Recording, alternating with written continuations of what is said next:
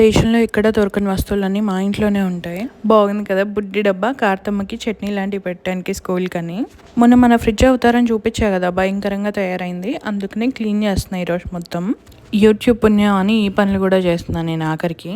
చెప్పా కదా, పురావస్తు శాఖ మొత్తం బయటపడ్డాయి. సగం బయటపడేసాను, మిగిలిన సగం డబ్బాల్లో వేసుకున్నాను. ఇంకా డబ్బాలు లేని వాటికి కవర్స్కి అట్లా లాక్ చేస్తా, కవర్ లాక్స్ కొన్నాను. ఎంతైనా ఆర్గనైజర్స్ పెడితే కొంచెం నీట్గా ఉందప్ప చూడడానికి ఫ్రిడ్జ్. మొత్తం అయిపోయాక చూడండి, లాస్ట్కి అవక్ అయిపోతారు. మనం మామూలుగానే ఇంట్లో వంట తక్కువ అంటే మా అత్తయ్య గారు మా మదర్ ఇద్దరు పొద్దాక పసుపు కారం పంపిస్తున్నారు. నా దగ్గర యాక్చువల్గా కేజీ పసుపు ఉంది. మియాపూర్లో ఎవరైనా ఉంటే చెప్పండి, మీకు అమ్మేస్తా ఒక అర కేజీ. నిజంగానే అమ్ముతా అనుకోకండి, మెల్లగా అయిపోతుందిలే నెక్స్ట్ ఇయర్కి. మీ పేరెంట్స్ కూడా ఇట్లనే పసుపులు కారాలు డబ్బాలు పంపిస్తారా?